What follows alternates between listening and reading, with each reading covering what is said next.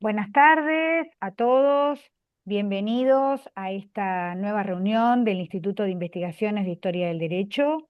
Hoy tenemos la presencia de una vieja amiga del Instituto Internacional de Historia del Derecho Indiano y del Instituto de Historia del Derecho de Argentina. Seguramente nos cruzamos, María José, en alguno de los congresos de Historia del Derecho Bueno, Indiano, seguro que seguramente. sí. Así que bueno, voy a presentarla para quienes no la conocen. María José Collantes de Terán de la Era es licenciada en Derecho por la Universidad de Sevilla, es doctora por la Universidad de Cádiz con tesis premio extraordinario, es actualmente profesora de Derecho, profesora en la Facultad de Derecho de la Universidad Pablo de Olavide de Sevilla. Sus principales líneas de investigación son la economía del matrimonio, la censura inquisitorial de libros, la administración de justicia en el siglo XIX, la política social en el nuevo Estado franquista, el derecho penal. Participó en numerosos proyectos de investigación con investigadores de la Universidad de Cádiz, de Murcia, de Huelva y la Complutense de Madrid. Es autora de libros, capítulos de libros y artículos en publicaciones periódicas sobre los temas de su especialidad. Es responsable del área de Historia del Derecho en la Universidad Pablo de Olavide de Sevilla. Es evaluadora externa de prestigiosas publicaciones periódicas sobre historia e historia del derecho. Así que, María José, bienvenida. Muchísimas gracias por aceptar esta invitación. Como le digo a todos los expositores, cuando comenzamos estas reuniones, estábamos en plena pandemia, la gente estaba en su casa y se sumaban de decenas a estas reuniones. Gracias a Dios, con el transcurso del tiempo, la gente se fue reincorporando a sus trabajos. Acá en Argentina son las 3 de la tarde, todos están en pleno horario de trabajo, así que la ventaja que tenemos, se hizo una encuesta y la mayoría de la gente prefirió mantener este horario de las 3 de la tarde de Argentina, que generalmente es las 8 de la noche de Europa, y estas charlas se graban y se suben a nuestro canal de YouTube. Así que el que no tiene la fortuna de poder escucharte, por lo menos te va a poder ver en nuestro canal de YouTube, que tiene casi 200 videos y unos bastantes suscriptores, ¿eh? Cada día tenemos más. Así que, bueno, te agradezco muchísimo. Te cuento que tenemos, te está escuchando en este momento colegas tuyos de España, como lo estoy viendo ahí, a Jesús Jimeno Borrero, lo estoy viendo también a nuestro amigo Salvador de la Universidad de Alicante y bueno, otras personas que seguramente después, cuando llegue el momento de las preguntas, se presentarán. Así que, si te parece bien, María José, comenzamos. Tenés 20 minutos. Muy bien, lo primero, rápidamente, dar las gracias al Instituto de Investigaciones de Historia del Derecho y sobre todo a la doctora doña Viviana Kluger, pues que me haya invitado a participar en esta charla. Yo me siento totalmente honrada con ello. Y empiezo directamente con la charla, que el título es El delito de estupro en los albores de la codificación penal española. Y para comenzar, pues quiero destacar primero la idea de que la ley hasta el siglo XIX no fue la única, ni siquiera la más importante de las fuentes del derecho penal y procesal, sino que compartía esta condición con la literatura jurídica y con el estilo judicial, de forma que autores y jueces no tenían ningún reparo en criticar ni en apartarse de lo legalmente establecido y proponer ellos y aplicar soluciones diferentes. Esto era posible en gran medida porque no existía la obligación de motivar las sentencias, que era una de las características propias del derecho penal y procesal de la Edad Moderna. Y ello liberaba al juez de las ataduras de la ley, que sin riesgo además de revocación, por lo menos de riesgo inmediato de revocación de la sentencia, porque era dificultosísimo pues, demostrar el quebrantamiento de la norma, que además normalmente era bastante ambigua. Si a este incumplimiento generalizado de los preceptos legales le añadimos todavía el inadecuado mecanismo de exigencia de responsabilidades a los jueces, que funcionaba por el camino de la visita del juicio de residencia, normalmente, pues nos hacemos una idea de cómo funcionaba el tema de la justicia y sobre todo vemos la poca garantía que tenía el justiciable que habitualmente tenía que esperar para obtener satisfacción, pues a que el juez terminara el tiempo establecido para el ejercicio de su cargo. Resulta también significativo a estos efectos que los textos básicos en los que se fundamenta el sistema jurídico penal hasta el siglo XVIII, incluso hasta la aparición del primero de los códigos penales españoles en 1822, pues son dos textos medievales del siglo XIII, el Fuero Real y las Partidas, sobre los que la legislación moderna apenas introdujo ligeros retoques. No existía ningún intento de actualizar las normas, sino que lo que existía era una especie de conformismo con la realidad social y jurídica que el legislador acepta. En cuanto a la documentación criminal, pues presenta en nuestros siglos también el problema, entre otros, de la imprecisión, precisión que se refleja en los pleitos a la hora de calificar las conductas delictivas, e imprecisión que se refleja igualmente en el ámbito de las fuentes legales y de la doctrina. Precisamente la indefinición del delito es otra de las características propias del derecho procesal de la edad moderna, porque la mayoría de las leyes pues eran descriptivas, eran casuísticas, lo que lo mismo, se hablaba de delito, pero no se proponía un concepto concreto y bien definido del mismo. Y a ello había que añadirle, además, que los prácticos castellanos del derecho criminal pues no coincidían a la hora de valorar las conductas delictivas contempladas en los textos penales. Esta existencia de una dogmática aceptada por los juristas, junto con ese cambio de mentalidad que se produce en el campo del derecho criminal, sobre todo en el siglo XVIII, pues nos obliga a un análisis casuístico de la documentación. Solo mediante un estudio riguroso de las circunstancias que se reflejan en los documentos podemos proceder a aventurarnos a lo que sería la calificación penal de las conductas delictivas. El estupro no escapa a todas estas circunstancias, como vamos a ir viendo, y por ello va a ser necesario intentar conocer los distintos sentidos en los que se ha utilizado este término, tanto a nivel legal como en el campo de la doctrina o en el de la práctica judicial. Y antes de ello, quiero recordar que el estupro estuvo siempre ligado más que al mundo del crimen, de la falta, al del pecado y de la lujuria. De hecho, estaba incluido siempre tradicionalmente en los delitos de luxuria o, con una terminología un poco más moderna, en los delitos contra la moral sexual que atacaban o los que predominaba más la ofensa a Dios y a la moral que a la propia sociedad. Ello no es más que una manifestación de la confusión que había entre delito y pecado. Los juristas del 18 y más aún los del 19 son conscientes de esa delgada línea divisoria que existía entre ambos campos y de la dificultad de regular cuestiones como esta que tocaban tanto a la esfera criminal como a la religiosa. Y además ellos recomendaban lógicamente prudencia en estos casos. Pero no es posible entender nuestro delito en todo su alcance si no recordamos un poco cuál era la situación de las mujeres en este tiempo. En la edad moderna, las relaciones sexuales eran lícitas únicamente si tenían lugar dentro del matrimonio y con un fin procreador. Todas las que no se adaptaban a estos cánones se consideraban ilegales. En unos casos solamente como o simplemente como pecado, como era la fornicación, en otros casos pues como delito. El caso del estupro, junto con el adulterio, el incesto, la sodomía y el bestialismo. Las mujeres tenían que mantenerse virgen hasta el momento de su matrimonio, velando por su castidad y por su honestidad. El estado perfecto de la mujer era evidentemente el de casada, o bien con la iglesia o bien con un varón de su misma condición. Y por eso se entiende que las mujeres fueran reacias a las relaciones sexuales si éstas no desembocaban en un matrimonio, porque quedaban infamadas y también porque perdían muchas posibilidades en el mercado matrimonial. En estas coordenadas, pues se pueden ir dando sentido a los dos elementos esenciales que, como veremos, conforman el delito de estupro a lo largo de su historia, que son la honestidad y el engaño.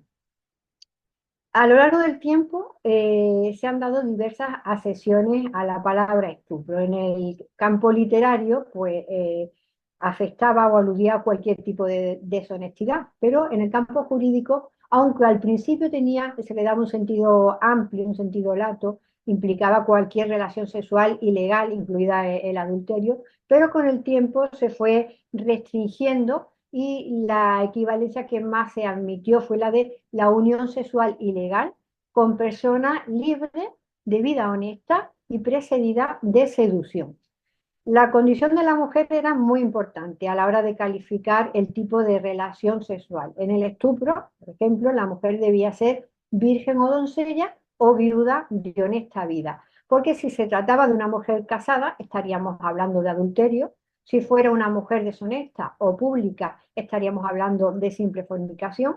Y si fuera fuera parienta en grado de prohibido, pues entonces sería incesto.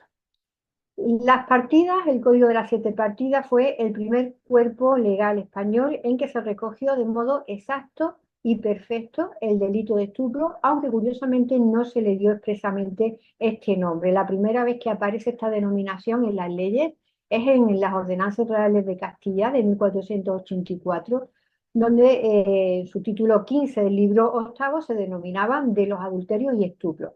Aunque curiosamente lo que allí se regulaba no era lo que venía entendiendo ni lo que entendemos nosotros por estupro y que además ya había sido definido anteriormente en el Código Alfonsino, aunque como hemos dicho sin recibir esa denominación.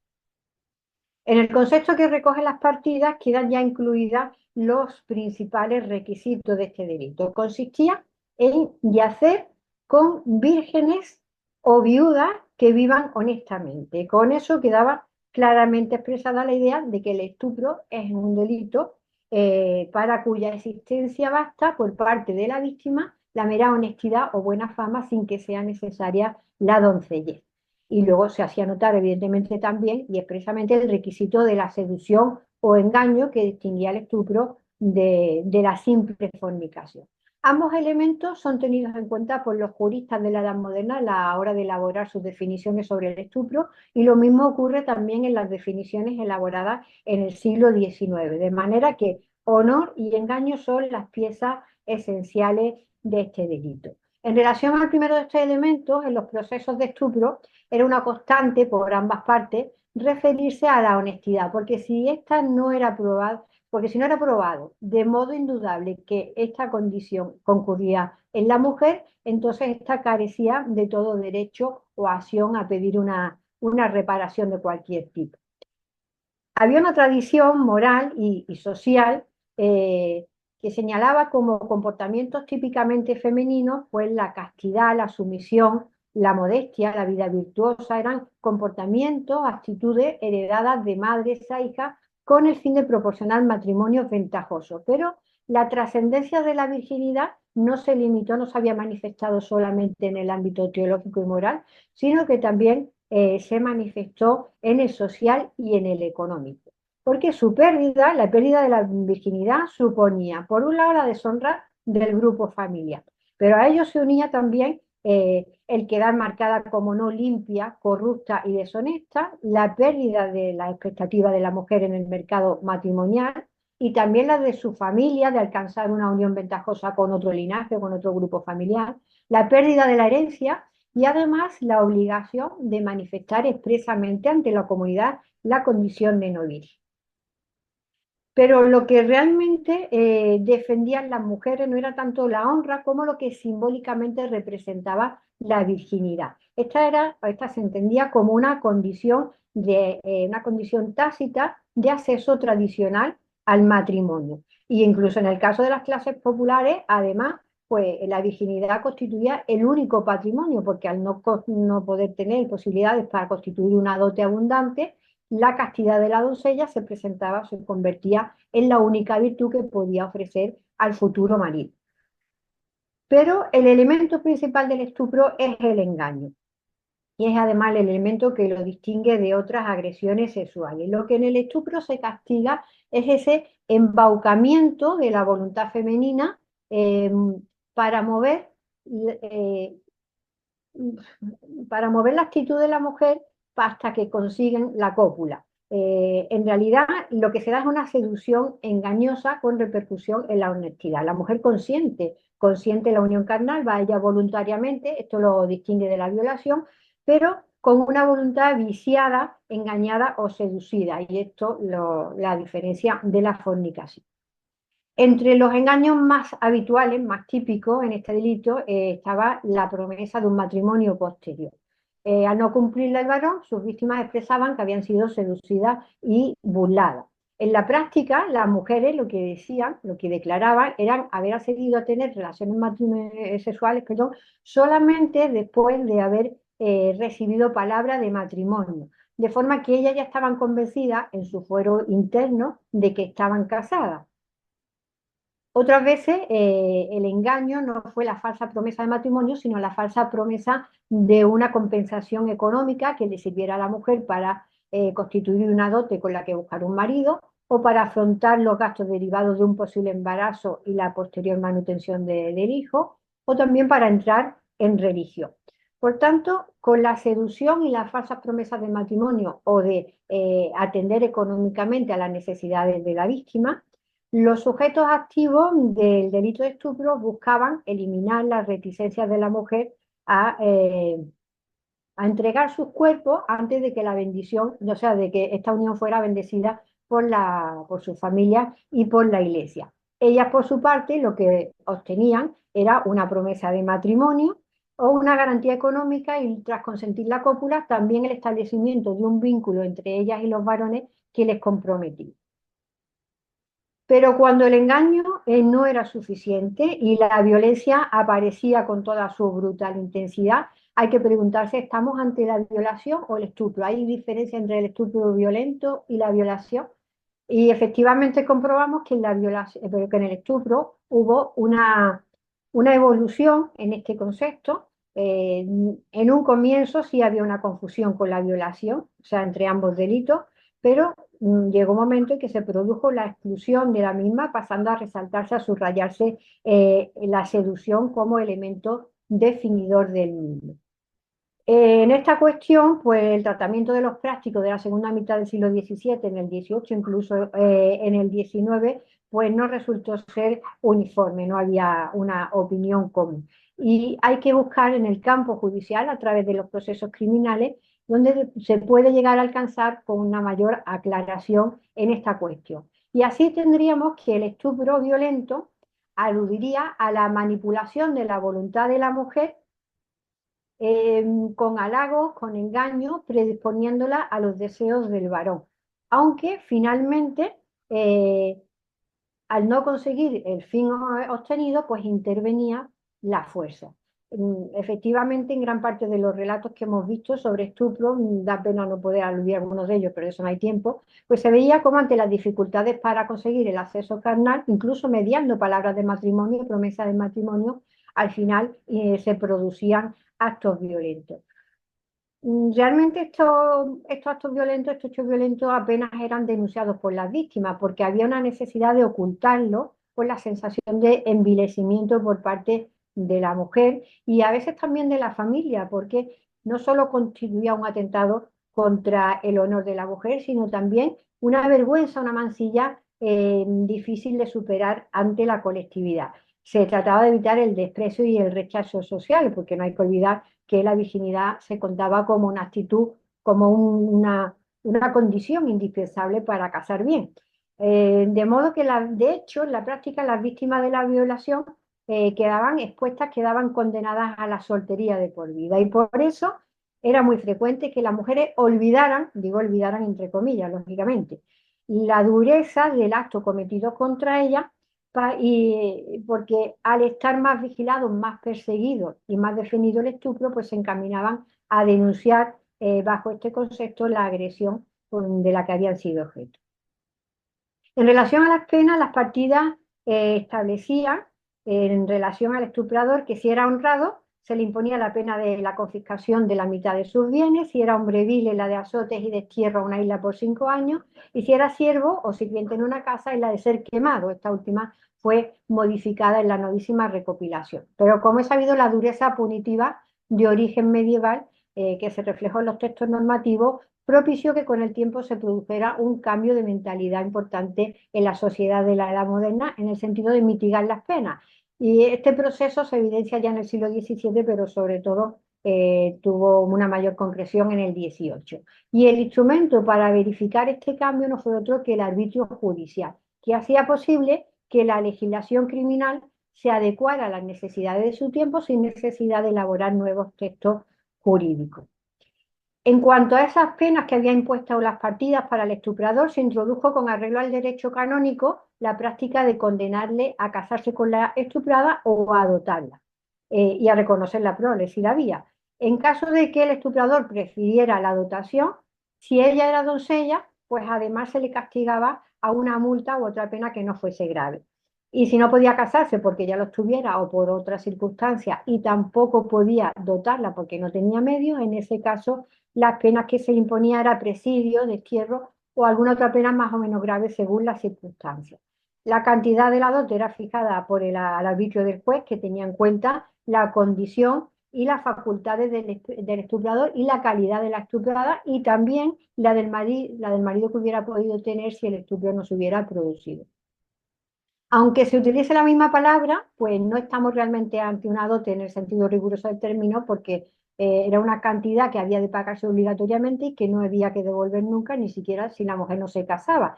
Era una especie pues, de pena por el delito cometido por el estuprador y un resarcimiento por parte de la estuprada por el daño recibido. Por consiguiente, la mujer podía disponer de ella a su arbitrio y podía transmitirla a sus herederos. Con esta pena alternativa de casarse o dotar, la Iglesia lo que buscaba era que se reconociese como únicamente lícita aquellas conductas sexuales que se producían en el seno del matrimonio. Y implícitamente esto es lo que pretende la regulación. Por una parte, casarse como un único medio para salvaguardar la honra y, si no era posible, pues dotar a la mujer para que volviera a entrar en el mercado matrimonial. Además, se le imponía la pena de privación de libertad al estuprador, también con el mismo fin, para forzarlo a que se casara con la mujer doncella y honesta, aunque el fin no era solo coactivo, sino también era cautelar porque se le ponía en la cárcel desde el comienzo del proceso. Y luego pues, se le podía castigar al destierro por unos años y al pago de una posible multa a la Cámara señorial o real. Y por supuesto tenía que reconocer al hijo si lo hubiera y cuidar de su subsistencia. Esto era repetidamente solicitado por las víctimas de estupro en los procesos que muy a menudo estaban embarazadas. Pero en la práctica esta regulación resultó en muchas ocasiones inadecuada. ¿Por qué? Porque al obligar al estuprador a casarse o a adoptar a la estuprada, se produjo el hecho de que eran muy frecuentes los casos en que había mujeres avispadas que utilizaban este medio para conseguir un beneficio económico y social. Y se valían de jóvenes inexpertos que caían en sus redes para conseguirlo. En algunos casos eran detectadas por la justicia y se eran impedidas sus pretensiones, pero fueron muchos los casos en que mujeres carentes de dote y esas que veían cada vez más lejana la posibilidad de un casamiento, pues urgían estas estratagemas con la esperanza de que la justicia atendiera sus reclamaciones. Y sabemos que lo conseguían con una relativa facilidad. En otros casos, las denuncias por estupro podían responder pues, al final de una relación de amancebamiento y en concreto al abandono de la manceba por parte del varón. El proceso por estupro solía iniciarse a menudo por un embarazo y se iniciaba de oficio para averiguar quién era el padre de la criatura o bien a petición del padre, de los tutores o de los vecinos.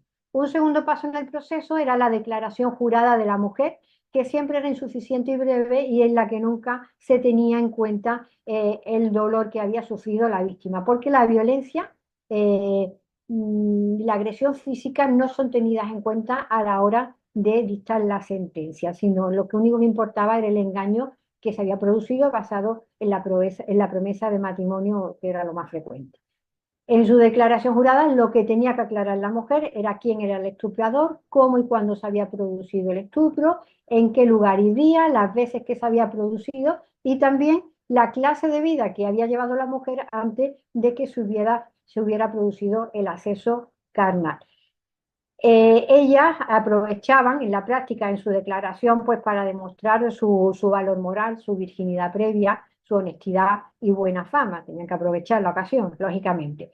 Generalmente las víctimas pues solían ser mujeres trabajadoras, muy a menudo en el servicio doméstico, eran de condición social baja, jóvenes, doncellas y generalmente analfabetas.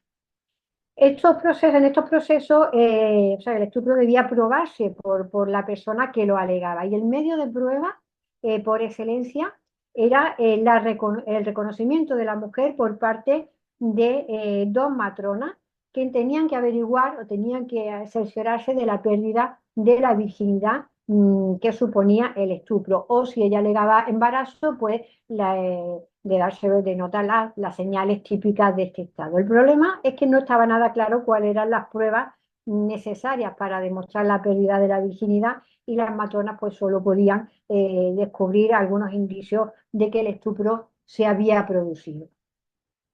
Eh, los autores avisan de que en estos casos, en estas revisiones, pues había muchos engaños y que a veces también se quejaban del celo empleado en los reconocimientos hechos a las mujeres y decían que eso iba en contra de su castidad.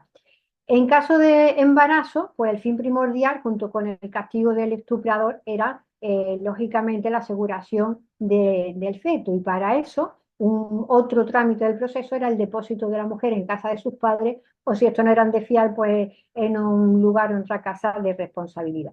Luego, el grueso de los expedientes son declaraciones de los testigos en los que cada uno de ellos insiste en la intachabilidad de la parte que lo propone, lógicamente, y aprovechan para resaltar los defectos de la parte contraria. Y luego, pues, también inciden sobre los hechos que habían presenciado en relación al delito.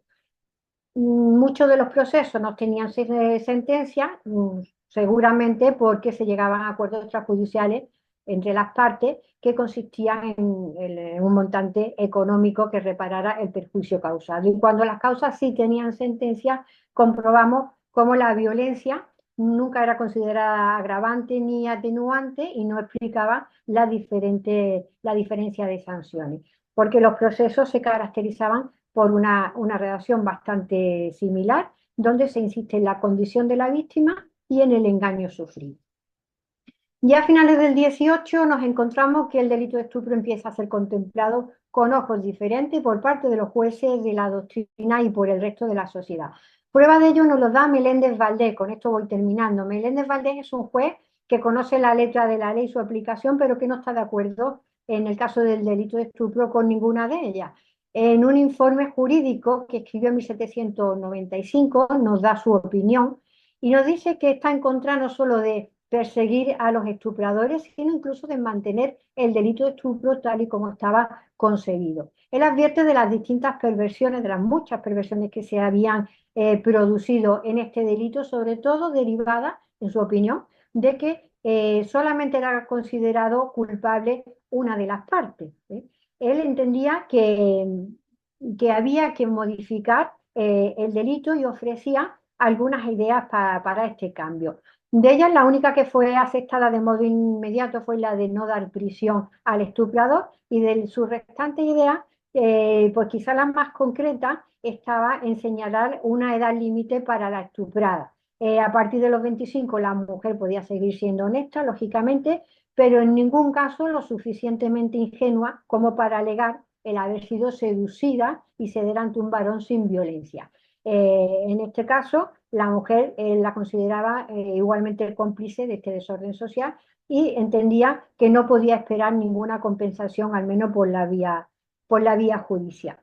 Esta visión de Menéndez Valdés es sumamente representativa de los cambios que se van a producir en la cultura jurídica a finales del antiguo régimen y muchos de estos cambios van a ir siendo plasmados en la regulación que los códigos penales españoles del 19 y del 20 van a hacer de este delito de estupro, pero eso ya sería objeto de otra charla. No sé si me he ceñido a los 20 minutos. Muchas gracias. Bueno, muchísimas gracias. Lo que vamos a hacer, como quedan 7 minutos, vamos a salir y volver a entrar con el mismo link para abrir el espacio de comentarios y preguntas. Así que nos vemos en unos minutos. Salimos y volvemos a entrar con el mismo link, ¿ok? Mm, mm.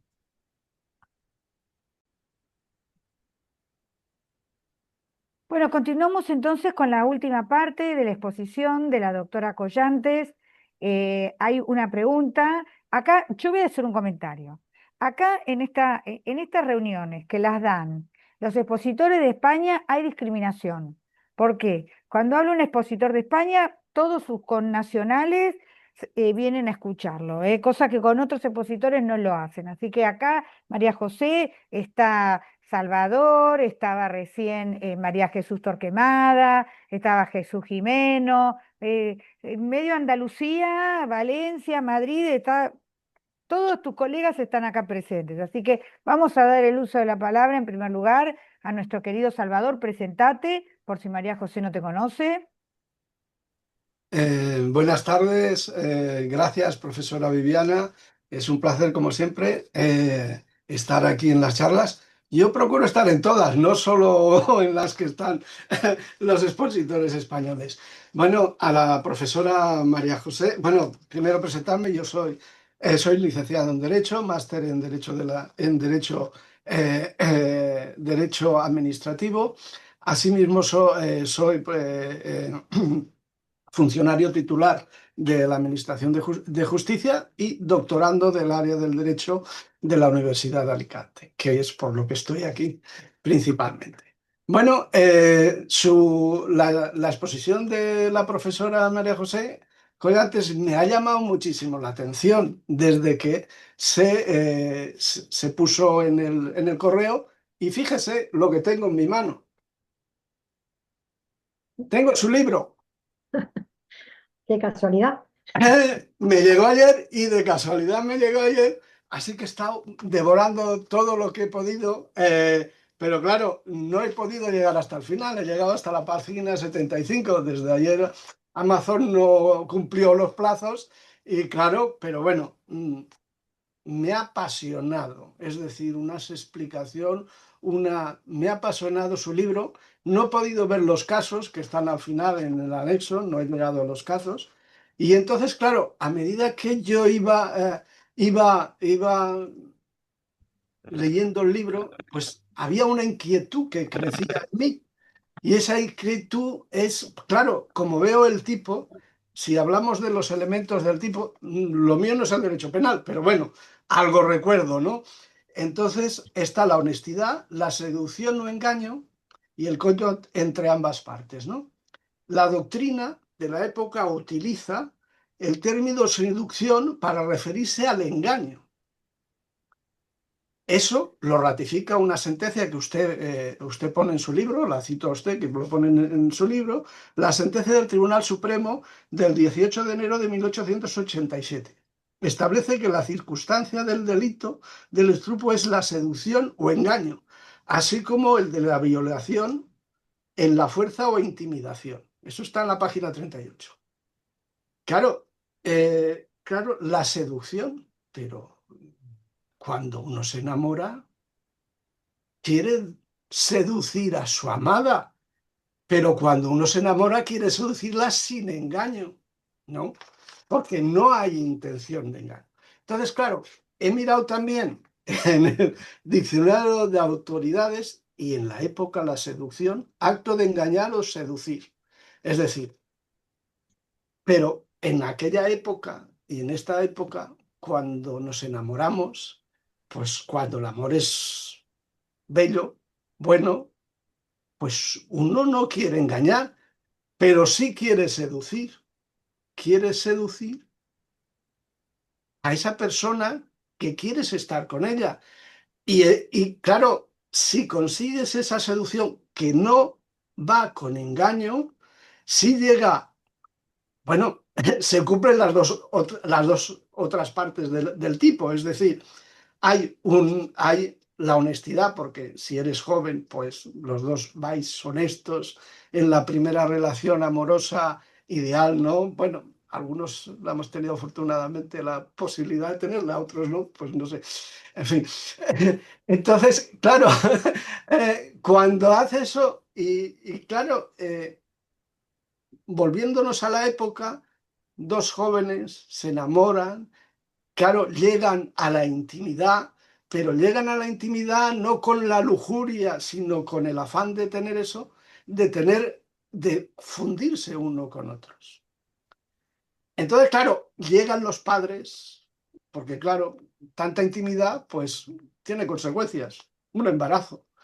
Claro, ya hay que ver el caso típico de que los padres de de la doncella demandan y tal. Claro, si la pena, una de las penas era el casamiento, no hay problema. Pero eso, ¿hay algún caso que usted haya visto allí que no haya habido esa lujuria, no haya habido esa condición de engañar? Esa sería mi pregunta. Vamos a ver, muchas gracias lo primero por su interés, por tener el libro, en fin, por todo. A ver, las cosas cambian, ¿no? Evidentemente, pero eso que dice, sí, que en una relación. El tema es que en el estupro, el varón, ¿vale? Utiliza engaños, sobre todo lo de la promesa de matrimonio, aunque a veces también lo de la cuestión económica, sabiendo que son falsas, él sabe que es falsa y lo único que quiere es que la mujer ceda y una vez que cede, si te vino me acuerdo, ya no hay Sí, sí, problema. sí. O sea, temas de que los padres sean los que se opongan, seguro que habría. Si hay embarazo por medio, los padres son en muchos casos los que inician el proceso por estupro y lo que quieren es que se case con ella, evidentemente. Eso es lo que intenta conseguir. Pero en la práctica fueron mucho más los casos en que se eligió la dote, o sea, darle un dinero, que el Ajá. tema de casarse. A veces se casaban y con todo el problema que se producía después porque la infelicidad estaba asegurada, normalmente, ¿no? Pero habitualmente era la compensación económica, o sea, la dote, lo que optaba, por lo que optaba el estuprador. Pero curiosamente lo que hay casos, muchos casos, es de ver que no los padres son los que, bueno, los padres los que están buscando muchas veces con estas denuncias, normalmente son familias de una condición social baja y entran por la puerta de atrás en una condición social superior. Súper. Que eso se produjo muchísimo. De hecho, después ya había disposiciones normativas para intentar evitarlo. Era un camino, una puertecita ahí abierta, ¿eh? Y ellos eran, ¿no? Era la mujer siempre la mujer que quería engañar. Partía de los propios padres que sabían que por ese sistema, si la mujer era lista, se llevaba al huerto al muchacho sin que se diera cuenta, podían subir socialmente Socialmente. mucho. Eso sí pasa bastante. Eso pasa bastante. Cuando ellos están enamorados los dos y demás, y si hay embarazo, hombre, los padres lo que quieren es que se case un poco por salvar la honra, directamente, ¿vale? Es lo que suele ocurrir. La verdad es que en este tema los casos son más interesantes que la teoría misma. Lo que pasa es que, claro, en 20 minutos no se puede contar, pero hay muchos casos de este tipo de mujeres que además no tienen solo una causa, es que a veces son hasta dos y tres que se le ponen porque buscan a los jovencitos, a lo mejor ya tienen la típica que ya tiene 24 años, 25 años, que ya se le está pasando el tiempo de conseguir un matrimonio y conchavada con sus padres, pues buscan al tontito de turno, lo enamoran y dan todos los pasos y al final se quedan embarazadas, les reclaman y lo han hecho a lo mejor con dos o con tres jóvenes. Ajá. En esos casos la justicia se da cuenta. Se En da otros cuenta. sí, se da cuenta. Pero lo más habitual es que ellas salgan perdiendo, o sea, no en estos casos en que las mujeres son las listas, sino en casos en que pasa lo contrario. Ellos son a lo mejor personas en los pueblos, hay muchos casos, hay el típico que tiene un cargo político, un cargo importante y es amigo además de no sé quién, que también es importante, ahí las mujeres están perdidas, acaban en la cárcel embarazada y sin un duro para sostenerse ni ella ni el marido y durante años, vamos, hasta que consiguen sobrevivir. O sea, caso durísimo, durísimo. Es decir, que hay todo tipo de posibilidades y circunstancias, como la vida misma, claro. Bueno, Muchas muchísimas gracias. gracias. Espero si alguna vez nos vemos que me firme el libro. Cuando quiera, por supuesto. Muchas Si viene gracias. por Sevilla, le aconsejo que espere un poco porque estamos a No, 40 y no, tanto a con la los sombra. calores que está haciendo, no No se viajo. no se acerca a nadie. Bueno, muchas gracias, Salvador, por la pregunta. Gracias, María José, por la respuesta. Eh, si alguien más quiere hacer algún comentario, quieren hacer alguna pregunta. Si no, yo mientras tanto tengo alguna pregunta. Cuando vos empezaste y te referiste a las fuentes, que dijiste que además de la ley, te referiste a la literatura.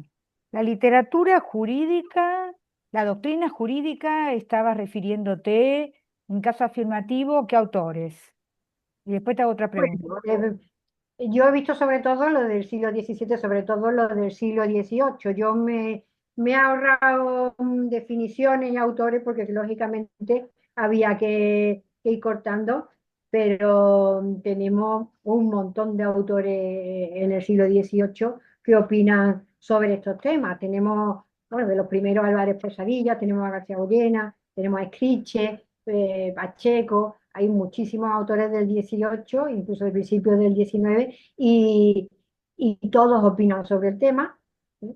En muchas ocasiones todo es en el mismo sentido, y cuando la opinión es común, da igual lo que diga la ley, porque eso ya hemos visto que la ley es que es muy antigua. Tenemos es que prácticamente cuando llega, vamos, prácticamente cuando llega la regulación de los códigos, si uno quiere ver qué fuente hay, hasta entonces se tiene que ir a la novísima recopilación, que no deja de ser la nueva recopilación con algunos cambios. Y la nueva recopilación tiene fuero real y tiene partida. Es decir, que, como hemos dicho, las fuentes son muy antiguas, ¿sí? Y la literatura jurídica influye mucho y sobre todo el arbitrio judicial. Los jueces, bueno, eso se ha estudiado mucho, ¿no? El arbitrio judicial en el siglo XVIII pues es muy importante. Bueno, muchas gracias. No sé si alguien más quiere hacer alguna pregunta. Yo continuaría con una. Cuando mencionaste el tema del trabajo sobre expedientes judiciales que hiciste y cuando referiste el tema de que hay demandas reiteradas por estupro en los que la víctima es la misma, te consulto si eso es visto como una causa de atenuación de la pena del delincuente, el hecho de que la demandante sea o la familia sean repetidores de demandas. Bueno, es el caso que antes intenté comentar, cuando una misma familia o una misma mujer tenía varias demandas por estupro. Eso la justicia veía ahí pues un aspecto negativo en contra de la mujer, lógicamente, porque es indicio de que está utilizando este sistema, esta estratagema, ¿no?